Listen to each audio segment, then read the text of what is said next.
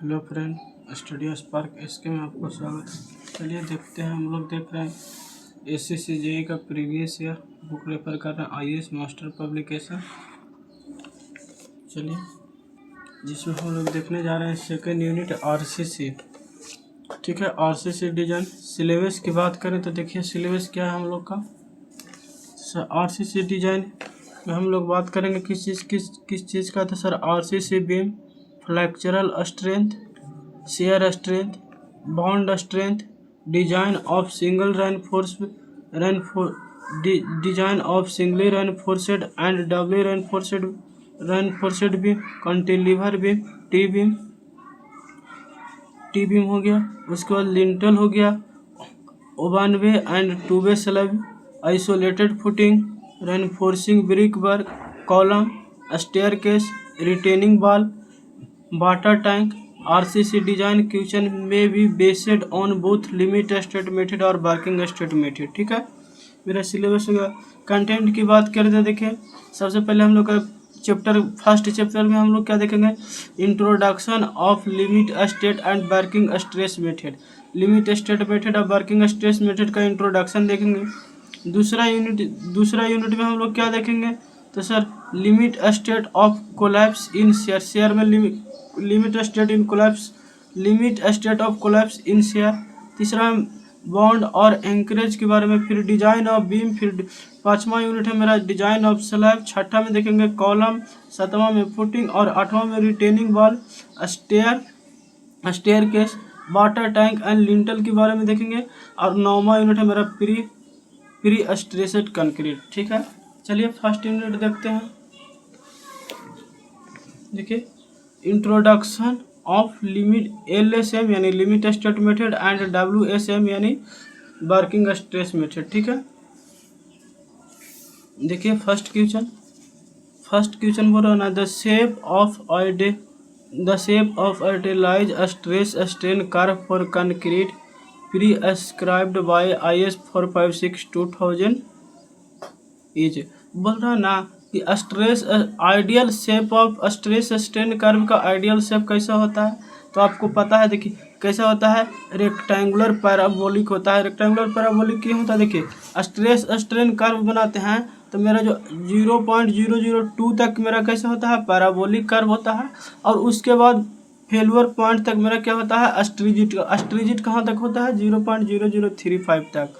ठीक है, देखिए कह रहा ना, हाइज पर IS 456/2000 के अनुसार the relationship between the compressive stress distribution in concrete and strain in concrete may be assume to be rectangular, trapezoid, parabola may be कर और any other shape which result in reduction of strength in substantial agreement with the result of test होता है।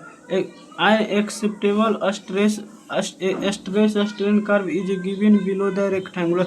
जो हम लोग concrete की हम बात कर रहे हैं, तो एक एक्सेप्टेबल जो कर्व होता है, देखिए साफ अगर एक्सेप्टेबल स्ट्रेस होता है तो देखिए रेक्टेंगुलर, ट्रिपेजॉइडल, पैराबोला और अदर शेप के होता है। लेकिन जो हम लोग एक्सेप्टेबल स्ट्रेस स्ट्रेन कर्व होता है जो कैसे होता है, रेक्टेंगुलर पैराबोला होता है। ठीक है, चलिए नेक्स्ट क्वेश्चन देखते हैं। देखिए 2 नंबर क्वेश्चन बोल रहा है ना, limit state design the limiting value of depth of neutral axis. बोल रहा है कि लिमिट स्टेट मेथड से डिजाइन करते हैं तो लिमिटिंग वैल्यू क्या होता है, तो सर आपको पढ़े होंगे लिमिटिंग वैल्यू। देखिए कितना होता है, तो इसका आंसर 2 हो जाएगा, 0.48D या 0.53D। क्योंकि देखिए अगर FE 250 के मतलब की बात करें, जब बार का जो यील्ड स्ट्रेंथ होगा वो 250 होगा न्यूटन पर mm², 250 मेगापास्कल होगा ना, तो XU लिमिटिंग का वैल्यू 0.53D होता है। इसी तरह से अगर FE 415 है तो XU लिमिटिंग का वैल्यू 0.48D, FE 500 है तो XU लिमिटिंग का वैल्यू कितना होगा, 0.46D, और FE 550 है तो XU लिमिटिंग का वैल्यू 0.44D। देखिए अब याद कैसे रहेगा ये आपको, तो आपको सीरियल नंबर तो देखिए जो यील्ड स्ट्रेंथ है माइल्ड स्टील का वो तो आपको पता है, सॉरी देखिए Fe 250 को हम लोग माइल्ड स्टील बोलते हैं, और 250 से जैसे ही ग्रेड ऊपर चल गए ना, जैसे 450, 500, 550, तो उसे हम लोग HYSD बार यानी हाई स्ट्रेंथ डिफॉर्मेट बार कहते हैं, हाई यील्ड स्ट्रेंथ डिफॉर्मेट बार कहते हैं, HYSD बार, ठीक है। तो देखिए अब 250 तो माइल्ड स्टील हो गया, तो आपको सीरियल नंबर याद रखना, ग्रेड तो आपको याद रहेगा, जैसे कि सर Fe 250 होता है, उसके बाद Fe 415 होता है, सबसे पहले Fe 250 होता है, Fe 415 होता है, Fe 500 होता है, Fe 550 होता है।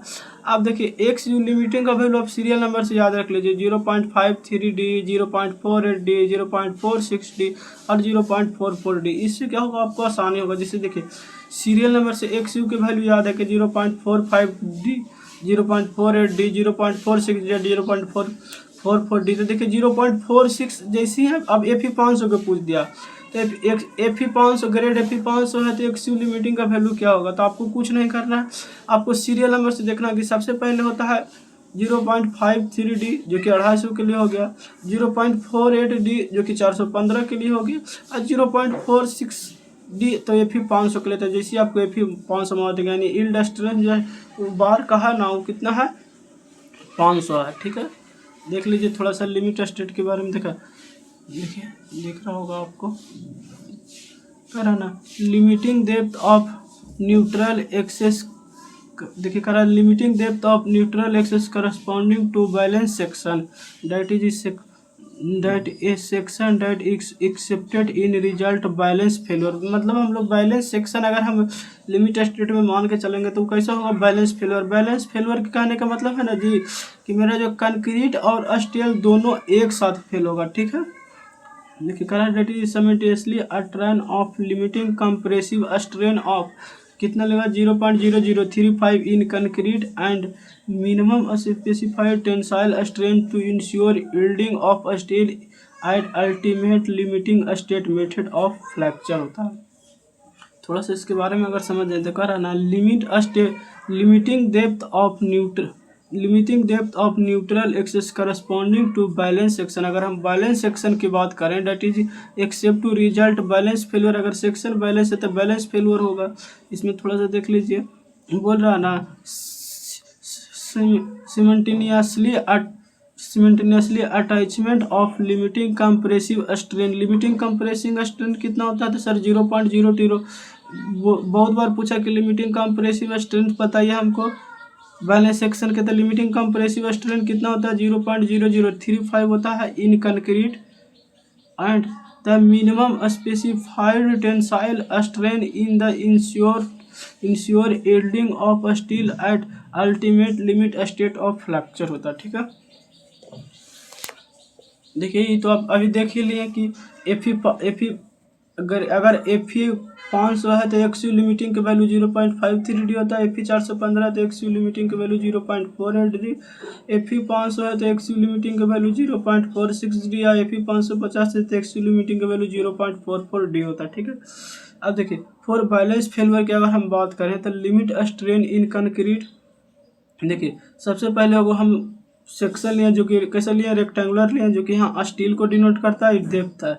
अब देखिए limit state in concrete, strain concrete में कितना आता है, 0.0035, और स्टील में स्ट्रेन कितना आता है, देखिए कंक्रीट में जो स्ट्रेन आता है वो 0.0035 होता है, और स्टील में जो स्ट्रेन आता है कितना आता है, तो सर 0.002 प्लस 0.85 Fy/ES होता है, ठीक है। तो आपको याद रखना है कि कंक्रीट में जो स्ट्रेन आता है 0.0035 आता है, और स्टील में जो स्ट्रेन आता है कितना आता है, तो सर 0.002 प्लस 0.85 Fy/ES होता है, ठीक है। देखिए अब XU लिमिटिंग अपॉन D यानी XU लिमिटिंग और डेप्थ की बात किया जाए तो क्या होगा, 0.0035 अपॉन, यहाँ थोड़ा सा एरर है करेक्ट कर लीजिएगा, 0.2 होगा, 0.002 प्लस 0.FY 0.87 F//ES होता है, ठीक है। देखिए कह रहा है ना, limiting depth of neutral access does not depend upon grade of concrete. Limiting depth of neutral access का लिमिटिंग डेप्थ जैसे ग्रेड ऑफ कंक्रीट पर डिपेंड नहीं करता, जो कि बहुत बार एग्जाम में पूछा गया। एकदम एक बात आपको ध्यान में रखना कि limiting depth of neutral access का जो लिमिटिंग डेप्थ होगा डज नॉट डिपेंड, ग्रेड के कंक्रीट पर डिपेंड नहीं करेगा, ठीक है। चलिए 3 नंबर का रहना, deflection can be control by using the deflection को हम लोग कैसे कंट्रोल करते हैं, तो कारण एस्पेक्ट रेशियो से, मॉड्यूलर रेशियो से, स्पैन डेप्थ रेशियो से, या वाटर सीमेंट रेशियो से। तो देखिए आपको डिफ्लेक्शन के कंट्रोल करना है ना, तो स्पैन डेप्थ रेशियो से आप कंट्रोल करते हैं। ऑप्शन नंबर सी हो जाएगा। इसके बारे में थोड़ा सा देख लीजिए। देखिए कह रहा ना, द वर्टिकल डिफ्लेक्शन लिमिट में be generally assume to be justified provided that the span to depth ratio are not greater than value of ten to below. एगो टेबल देखिए इसका है, जो डेप्थ स्पैन रेशियो उससे ज़्यादा नहीं होना चाहिए। तो देखिए basic value of span depth ratio, अगर बेसिक वैल्यू किसके लिए 4 स्पैन डेप्थ 10 मीटर से जब अगर कम रहेगा तभी वैलिड है, ठीक है। तो देखिए कंटिलीवर रहेगा, कंटिलीवर बीम अगर है ना, कंटिलीवर है बीम है, तो उसके लिए स्पैन डेप्थ रेशियो कितना होना चाहिए, कंटिलीवर 7 होना चाहिए। और सिंपली सपोर्टेड है तो 20, और कंटिन्यूअस है तो 26। बस आपको याद रखना CSC, कंटिलीवर, सिंपली सपोर्टेड और कंटिन्यूअस। और स्पैन डेप्थ रेशियो की बात किया जाए तो 7, 20, 26। बस सीरियल नंबर से आपको याद रखना CSC। और उसके बाद C से आपको याद हो जाएगा कि देखिए कंटिलीवर बीम क्या होता है ना, जिसका एक एंड फिक्स है, दूसरा एंड फ्री है ना, उसे कंटिलीवर बीम कहते हैं। और सिंपली सपोर्टेड बीम क्या होता है, जिसका दोनों एंड पे सपोर्ट है, उसे सिंपली सपोर्टेड, मतलब दोनों एंड पे रोलर सपोर्ट है, उसे सिंपली सपोर्टेड बीम कहते हैं। और कंटिन्यूअस बीम क्या होता है ना, जिसमें 2 से ज़्यादा सपोर्ट होता है ना, उसे हम लोग कंटिन्यूअस बीम कहते हैं, ठीक है। तो देखिए अब कंटिन्यूअस बीम देखिए सबसे इसको याद रखने का तरीका देखिए, कैंटिलीवर बीम में एक सपोर्ट आता है तो इसको सबसे पहले रखें। सिंपली सपोर्टेड बीम में 2 सपोर्ट आता है तो इसको 2 नंबर पर रखें। और कंटिन्यूअस बीम में 2 या 2 से ज़्यादा सपोर्ट होता है, यानी मोर देन 2 सपोर्ट कह दीजिए ना, तो इसीलिए इसको हम 3 नंबर पर रखें। और स्पैन डेप्थ रेशियो याद रखना तो 7, 20, 26 है। कंटिलीवर, सिंपली सपोर्टेड, कंटिन्यूअस, और स्पैन डेप्थ रेशियो 7, 20, 26 आपको डायरेक्ट याद रखना, ठीक। देखिए कह रहा ना, for span greater than 10 metre, अगर 10 मीटर से स्पैन ज़्यादा हो गया, 10 मीटर एव वैल्यू और multiply by span 10 by span except for cantilever beam in case deflection calculation should be made by. देखिए कह रहा ना कि अगर स्पैन डेप्थ रेशियो अगर 10 मीटर से अगर स्पैन ज़्यादा है तो उसको मल्टीप्लाई किससे करेंगे, स्पैन बाई 10 से करेंगे। लेकिन कैंटिलीवर बीम में वैलिड नहीं होगा, बोल रहा है ना कि कैंटिलीवर बीम में वैलिड नहीं होगा कि अब 10 मीटर से ज़्यादा है। तो देखिए वो बुक ले लेते हैं यहाँ पे थोड़ा सा।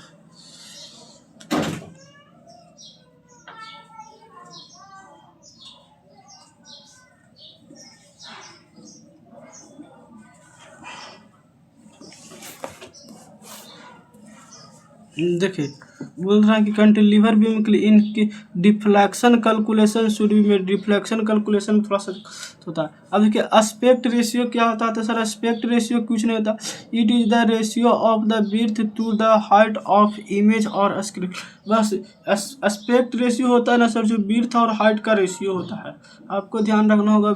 एस्पेक्ट रेशियो क्या होता है, तो sir width to the height, width और हाइट का रेशियो होता है। अब थोड़ा सा मॉड्यूलर रेशियो के बारे में देख लीजिए। मॉड्यूलर रेशियो क्या होता है, the ratio of Young modulus of elasticity of steel to concrete होता है। बस मॉडुलर रेशियो क्या होता है, यंग्स मॉडुलस ऑफ इलास्टिसिटी होता है, जो किसका होता है, स्टील टू कंक्रीट। यानी ए, अगर मॉडुलर रेशियो को एम से डिनोट कर रहे हैं तो एम बराबर क्या होगा, ES/EC। आपको याद रखना है एम बराबर ES/EC, यानी Young's modulus of elasticity of steel upon Young's modulus of elasticity of concrete. Modular ratio क्या होता है, तो सर रेशियो होता है ES/EC, यानी ES का मतलब Young's modulus of elasticity of steel upon Young's modulus of elasticity of concrete. अच्छा, स्टील का यंग्स मॉडुलस कितना होता है, तो सर 2 × 10⁵ कंक्रीट के 5000 एफ सी के कैरेक्टरिस्टिक स्ट्रेंथ ऑफ कंक्रीट होता है। ये जो होता है ना 5000 √FC की short term modulus of elasticity होता है कंक्रीट का, ठीक है। देखिए शॉर्ट टर्म होता है, ठीक है, वैल्यू होता है। अच्छा, मॉडुलर रेशियो अगर लॉन्ग टर्म की बात किया जाए तो क्या होगा, तो सर मॉडुलर रेशियो तो फिक्स है कि ES/EC, यानी ES/EC Young's modulus of elasticity of steel upon Young's modulus of elasticity of concrete होता है। स्टील का यंग्स मॉडुलस फिक्स है सर 2 × 10⁵ होता है, लेकिन कंक्रीट के अगर हम long term modulus of elasticity ले रहे हैं ना, तो ये क्या होता है 5000 √FC के अपॉन ओवन प्लस थीटा, और नीचे देखिए ओवन प्लस थीटा है तो इसको ऊपर कर दीजिए तो हो जाएगा 2 × 10⁵ into oven plus theta upon 5000 √FC के। ये क्या हो जाएगा लॉन्ग टर्म वैल्यू हो जाएगा, ठीक है। और देखिए तीसरा पॉइंट पर करा working stress design purpose the value of M consider. अच्छा, वर्किंग ये तो हम लोग जो मॉडुलर रेशियो की बात करें, हम लोग लिमिट स्टेट की मेथड की बात करें LSM। अगर हम वर्किंग स्ट्रेस मेथड से डिजाइन कर रहे हैं यानी WSM से डिजाइन कर रहे हैं तो एम के वैल्यू कितना लेंगे, तो sir 280/3 sigma CBC। 3 sigma CBC क्या होता है, तो sir permissible stress in concrete, मतलब कंक्रीट में कितना स्ट्रेस परमिसिबल कहने का मतलब है ना जी कि हम लोग कितना कंक्रीट में स्ट्रेस को एक्सेप्ट कर सकते हैं, ठीक है। और सर थीटा है ना जो क्रीप कोफिशिएंट है। अब देखिए बहुत बार पूछा है ना कि एज के साथ क्रीप कोफिशिएंट, सबसे पहले तो क्रीप कोफिशिएंट होता है जो कांस्टेंट वैल्यू होता है, और जैसे जैसे एज के साथ क्रीप कोफिशिएंट क्या होता है ना घटता है। जैसे देखिए 1 साल में जो क्रीप कोफिशिएंट आता है कितना आता है 2.2 आता है। उसके बाद देखिए 28 दिन में क्रीप कोफिशिएंट शायद आसपास 1.6 आता है, और 1 साल में 7 दिन में 2.2 आता है, 28 दिन में 1 कितना था 6 आता है, और 1 साल में जो क्रीप कोफिशिएंट की वैल्यू होता है ना 1.1 होता है, ठीक। चलिए 4 नंबर क्वेश्चन देख लीजिए। कह रहा ना इफ द लिमिटिंग देखिए कह रहा ना if the limit state design of concrete structure strain distribution is assume to be. अच्छा, लिमिट स्टेट मेथड से अगर आप कंक्रीट को डिजाइन कर रहे हैं तो स्ट्रेस डिस्ट्रीब्यूशन कैसा मान के चलते हैं, तो सर स्ट्रेन डिस्ट्रीब्यूशन को हम लोग लीनियर मान के चलते हैं, ठीक है। देखिए यहाँ कह रहा है ना स्ट्रेन कर्व होता है जो रेक्टेंगुलर पैराबोला होता है, लेकिन स्ट्रेन डिस्ट्रीब्यूशन होता है जो कैसा हम लोग मान के चलते हैं लीनियर मान के चलते हैं स्ट्रेन डिस्ट्रीब्यूशन। देखिए स्ट्रेन डिस्ट्रीब्यूशन के आगे हम डायग्राम दिखाते थे कि देखिए यहाँ स्ट्रेन डिस्ट्रीब्यूशन इसको हम कैसा मान के चल रहे हैं देखिए आपको दिख रहा होगा, देखिए स्ट्रेन डिस्ट्रीब्यूशन का डायग्राम है जो कि हम लोग स्ट्रेन डिस्ट्रीब्यूशन कैसा मानते हैं लीनियर मान के चलते हैं, ठीक है। देखिए 5 number question the term characteristics load means the load which are probability of not being executed during the life of structure is equal to. बोल रहा है ना कैरेक्टरिस्टिक लोड वो लोड होता है जो फेल होने का चांस मतलब 95% 500 होने का चांस 95% से ज़्यादा, उसका प्रोबेबिलिटी 90% से ज़्यादा हो, और फेल होने का चांस जो 5% से कम हो, यानी ऑप्शन नंबर मेरा बी हो जाएगा, ठीक है। देखिए कैरेक्टरिस्टिक लोड के बारे में देख लेते हैं। The value of load which has 95% probability to not being exceeded during the life of a structure is known as characteristic load। Characteristic load को हम लोग किससे डिनोट करते हैं, एफ से डिनोट करते हैं। देखिए कैरेक्टरिस्टिक लोड बराबर क्या होता है, एफ बराबर क्या होता है, तो सर एफ बराबर FM अपॉन 1.65 डेल्टा। एफ बराबर क्या होता है, तो सर FM प्लस 1.65 डेल्टा। अच्छा सर एफ तो हमको पता है कि कैरेक्टरिस्टिक्स लोड है, और FM क्या है, तो sir main value of load का मेन वैल्यू हो गया, ठीक है। FM क्या होता है लोड का मेन वैल्यू, और जो डेल्टा है, जो डेल्टा जानते हैं स्टैंडर्ड डेविएशन को बताता है। डेल्टा किसको बताता है, स्टैंडर्ड डेविएशन को बताता है मेन, ठीक है।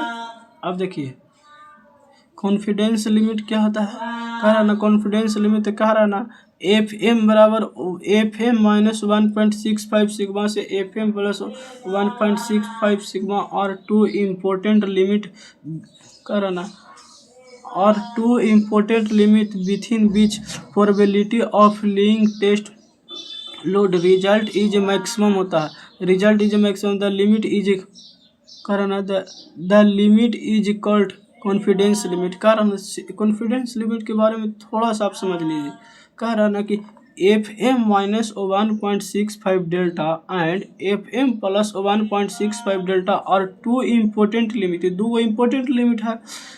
कह ना within which probability of laying test load result is maximum, दोनों में जो रिजल्ट मेरा मैक्सिमम आ जाएगा ना उसी को हम लोग कॉन्फिडेंस लिमिट कहते हैं। दोनों में जो result load is maximum, laying test result load जो दोनों में मैक्सिमम आ जाएगा उसी को हम लोग कंसीडर करेंगे। ठीक है, टेंस लिमिट। ठीक है, अब देखिए फ्रीक्वेंसी की बात किया जाए, देखिए यहाँ लोड की बात किया जाए तो देखिए यहाँ क्या है, एफ एम क्या है, तो सर मेन लोड वैल्यू है जो कि देखिए दिखा रहा है ये 5% ऑफ रिजल्ट, यानी फेल्यूर होने का चांस 5% से कम होना चाहिए, 5 होने का चांस 95% से ज़्यादा होना चाहिए। और 1.65 डेल्टा ये जो यहाँ से यहाँ तक दिखा रहा है, देखिए मैक्सिमम मेन लोड से फेल्यूर तक का जो वैल्यू दिखा रहा है उसको हम लोग क्या कहते हैं, डिफ्लेक्शन को दिखा रहा है। ठीक है, ये क्या होता है, definition curve for characteristics load होता है। ठीक है, देखिए कैरेक्टरिस्टिक्स स्ट्रेंथ ऑफ मटेरियल की बात किया जाए तो क्या होता है, थोड़ा सा देख लीजिए। मटेरियल की बात किया जाए तो क्या रहना, strength of material below which not more than 5% of test result are accepted to fail. कहने का मतलब है ना सर कि फेल होने का चांस कितना है, 5% से ज़्यादा नहीं होना चाहिए। इज नोन है कैरेक्टरिस्टिक स्ट्रेंथ ऑफ मटेरियल। जैसे का इसी चीज़ को हम ये भी कह सकते हैं कि अच्छा कोई भी चीज़ मटेरियल है जो 5% से अगर कम फेल होगा, फेल होने का प्रोबेबिलिटी 5% से कम है तो पास होने का प्रोबेबिलिटी उसका कितना हो जाएगा, तो सर 95 यानी 95% से ज़्यादा हो जाएगा। अच्छा मटेरियल, इसको हम लोग डिनोट करते हैं material and donated by F C K for concrete. अच्छा फॉर एग्जाम्पल, अगर एग्जाम्पल की बात किया जाए तो क्या कह रहा ना, for characteristic strength of 20 mega pascal. एक कोई भी मटेरियल लिए ना उसका हम लोग कंक्रीट के ब्लॉक बनाए, उसका जो कैरेक्टरिस्टिक स्ट्रेंथ है 20 मेगा पास्कल है। इफ़ भी प्रिपेयर 100 सिंपल, अगर हम लोग 100 को सिंपल उसका प्रिपेयर किए बनाए तो बोल रहा not more than 5 specimen would be have a strength less than 20 mega pascal. In other word 5 sample का से ज़्यादा का स्ट्रेंथ 20 मेगा पास्कल से नहीं होना चाहिए। इसी को अदर वर्ड यानी दूसरी भाषा में हम लोग बोल सकते हैं ना कि more than 95% strength would have strength equal और मोर देन 20 मेगा पास्कल होता है। ठीक है, अब देखिए कैरेक्टरिस्टिक स्ट्रेंथ क्या होता है, तो sir main strength. Characteristic strength क्या होता है, कैरेक्टरिस्टिक स्ट्रेंथ ऑफ कंक्रीट का कारण है मेन वैल्यू ऑफ लोड। देखिए mean strength of concrete F M क्या है, कंक्रीट का mean strength upon 1.65 delta, delta standard deviation को बताता है। और एफ सी के कैरेक्टरिस्टिक स्ट्रेंथ ऑफ कंक्रीट, तो देखिए एफ सी के बराबर क्या होता है, एफ सी के बराबर F M minus 1.65 delta. F M क्या होता है, मेन स्ट्रेंथ ऑफ कंक्रीट को बताता है, डेल्टा बताता है स्टैंडर्ड डेविएशन को, F C characteristic strength of concrete को बताता है। लेकिन अगर आपको लोड की बात किया जाए कैरेक्टरिस्टिक, देखिए यहाँ अगर कैरेक्टरिस्टिक लोड की बात किया जाए तो कैरेक्टरिस्टिक लोड बराबर क्या होता है, तो एफ एम प्लस, यहाँ देखिए कैरेक्टरिस्टिक लोड की बात किया जाए तो यहाँ प्लस होता है। ठीक है, देखिए हाँ कैरेक्टरिस्टिक्स लोड की बात किया जाए तो क्या होता है, प्लस होता है। और कैरेक्टरिस्टिक स्ट्रेंथ ऑफ कंक्रीट की बात किया जाए तो यहाँ माइनस में होता है। ठीक है, थोड़ा सी बात को ध्यान में रखना होगा। देखिए इसका भी ग्राफ इसका भी ग्राफ सेम है। देखिए एफ सी के कैरेक्टरिस्टिक स्ट्रेंथ 5% रिजल्ट फ्रीक्वेंसी इसमें इस साइड बनता है। देखिए इसमें स्ट्रेंथ और 1.65 डेवा। एफ एम क्या है, तो sir maximum strength of concrete को बता रहा है। ठीक है, चलिए नेक्स्ट क्वेश्चन का ना, four reinforced concrete member is totally immersed in sea water. The additional cover thickness recommended by the code is। कह रहा ना कि एक रेनफोर्स कंक्रीट मेंबर, मतलब फोर्स के कंक्रीट मेंबर बना है ना, जो टोटली इमर्ज है, कैसा पानी में वाटर में जो हम लोग इमर्ज किए हैं वो सी वाटर है। कैसा वाटर है जी? सी वाटर है। तो बोल रहा ना कि सी वाटर में अगर हम रेनफोर्स सेक्शन को इमर्ज किए तो हम लोग एडिशनल कवर कितना लेके चलेंगे? तो देखिए एडिशनल कवर 25 mm आंसर हो जाएगा।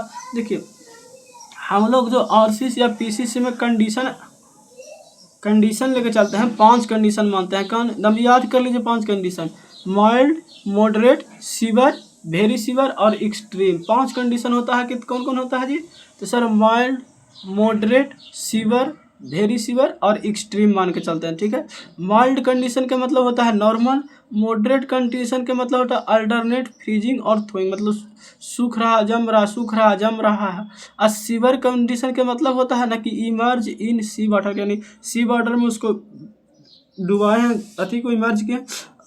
और वेरी सीवर का मतलब जानते हैं, सी वाटर स्प्रे। और देखिए mild, moderate, sewer, very sewer, extreme के मतलब होता है कि वो टाइडल जोन में। ठीक है, अब देखिए नॉमिनल कवर की बात किया जाए तो कितना होता है, तो आपको देखिए कंडीशन तो आपको याद है, mild, moderate, sewer, very sewer, extreme, 5 condition होता है। और कवर आपको सीरियल नंबर से याद रखना है, 20, 30, 45, 50, 75। 2-3 वर्ड किसको बोलिएगा ना, थोड़ा सा सोचिएगा, याद हो जाएगा। कवर हम लोग कितना लेके चलते हैं? तो सर 20, 30, 45, 50, 75 कितना लेके चलते हैं कवर जी? तो सर 20, 30, 45, 50, 75। अब देखिए हमारा कंडीशन है सी वाटर करने का मतलब है ना कि सीवर। अब सीवर में हम लोग लेते हैं 45। अब देखिए नॉर्मल कंडीशन में भैया कवर अगर हम 20 mm ले रहे हैं और सीवर कंडीशन में यानी सीवर वाटर है, इसके वजह से हम लोग को 45 mm कवर लेना पड़ा। तो एक्स्ट्रा कितना कवर लेना पड़ा था? कहिएगा 25 mm, जो कि ऑप्शन नंबर मेरा हो जाएगा ए। ठीक है,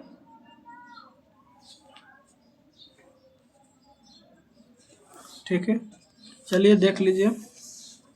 कह रहा ना अंडर माइल्ड का मतलब होता है normal condition, minimum cover is provided in 20 mm, minimum cover हम लोग 20 mm प्रोवाइड करता है। In severe condition is minimum cover provided.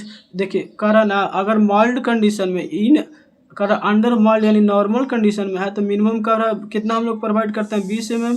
और इन सीवर कंडीशन में हम लोग मिनिमम कवर प्रोवाइड करते हैं 45 mm, beach 25 mm additional cover provided under the normal condition. Normal condition से 25 mm हम लोग एक्स्ट्रा कवर तो देना ही पड़ेगा, एडिशनल कवर। चलिए 7 नंबर क्वेश्चन देखते हैं। देखिए कराना, इन the case of working stress method of design the design load is. अच्छा, वर्किंग स्ट्रेस मेथड की बात किया जाए तो डिजाइन लोड क्या होता है? देखिए करा, in the case of working stress method of design the design load is characteristics load होता है, characteristics load and at partial factor of safety होता है, characteristic load and 8 factor of safety होता है, या दोनों में जो ग्रेटेस्ट हो जाए जो होगा, ए और बी दोनों हो जाएगा।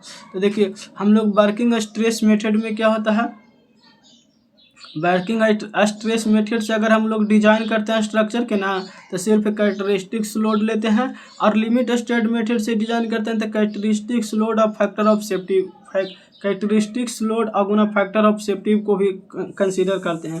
तो आपको याद रखना है वर्किंग स्ट्रेस मेथड में सिर्फ कैरेक्टरिस्टिक्स लोड होता है, और लिमिट स्टेट मेथड में कैरेक्टरिस्टिक्स लोड और गुना फैक्टर ऑफ सेफ्टी होता है। याद हो गया होगा, वर्किंग स्ट्रेस मेथड में क्या होता है? कैरेक्टरिस्टिक्स लोड, और लिमिट स्टेट मेथड में कैरेक्टरिस्टिक्स लोड और गुना फैक्टर ऑफ सेफ्टी होता है। देखिए modular ratio M is given by, अब अभी आपको हम बताए हैं कि वर्किंग स्ट्रेस मेथड से अगर हम लोग डिजाइन करते हैं तो मॉडुलर रेशियो क्या होता है? एम बराबर 280/3 सिग्मा सीबीसी होता है। कराना, देखिए कराना, modular ratio is the ratio of modulus of elasticity of steel to the modulus of elasticity of concrete होता है। मॉडुलर रेशियो किसका रेशियो होता है? तो सर मॉडुलर रेशियो होता है modulus of elasticity of steel to the modulus of elasticity of concrete के। लेकिन अगर हम वर्किंग स्ट्रेस मेथड से हम स्ट्रक्चर को डिजाइन कर रहे हैं तो मॉडुलर रेशियो क्या होता है? 280/3 सिग्मा सीबीसी। सिग्मा सीबीसी की बात किया जाए तो क्या होता है? Permissible stress in extreme compression fibre in concrete होता है। सिग्मा सीबीसी क्या होता है? तो sir permissible stress in extreme compression fibre in concrete होता है। ठीक है, देखिए नोट पॉइंट में modular ratio in WSM। WSM कहने का मतलब कि working stress method depend on grade of concrete only. अच्छा, अगर हम WSM मेथड से अगर हम स्ट्रक्चर को डिजाइन कर रहे हैं तो मॉडुलर रेशियो किस पे डिपेंड करेगा? ओनली ग्रेड पे डिपेंड करेगा हमेशा। यदि ये बात को आपको नोट पॉइंट है, इसको की पॉइंट मान के याद कीजिए कि अगर हम स्ट्रक्चर को WSM से डिजाइन कर रहे हैं तो मॉडुलर रेशियो ओनली किस ग्रेड पे डिपेंड करता है? कंक्रीट के ग्रेड पे डिपेंड करता है। ठीक है, देखिए यहाँ पर ये वो नोट पॉइंट में आपको क्या बताया है कि limiting depth of neutral axis. Neutral axis का जो लिमिटिंग डेप्थ है वो does not depend upon grade of concrete. Limiting depth of neutral axis grade के कंक्रीट पे डिपेंड नहीं करता है। और फिर एक पॉइंट यहाँ नोट पॉइंट में आपको क्या याद रखना है कि modular ratio in working stress method. Working stress method में जो मॉडुलर रेशियो होता है ओनली डिपेंड किस पे करता है? ग्रेड ऑफ कंक्रीट पे डिपेंड करता है। ठीक,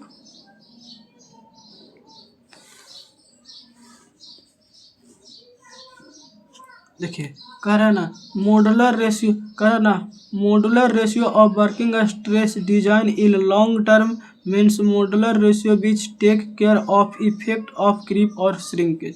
थोड़ा सा ही बात को समझिए। कह रहा ना modular ratio for working stress design, अगर वर्किंग स्ट्रेस से डिजाइन करते हैं is long term means modular ratio which take care of it. Long term modular लेते हैं, केयर कर लेता है को क्रीप को भी केयर करता है और साथ ही साथ श्रिंकेज को भी केयर करता है। देखिए modular ratio for working stress design, अगर वर्किंग स्ट्रेस से हम लोग अगर डिजाइन कर रहे हैं तो long term means modular ratio which take care. Working stress से डिजाइन कर रहे हैं तो इफेक्ट ऑफ क्रीप और श्रिंकेज दोनों को ही कवर कर लेता है, केयर कर लेता है। ठीक, चलिए नेक्स्ट क्वेश्चन देखते हैं 9 नंबर।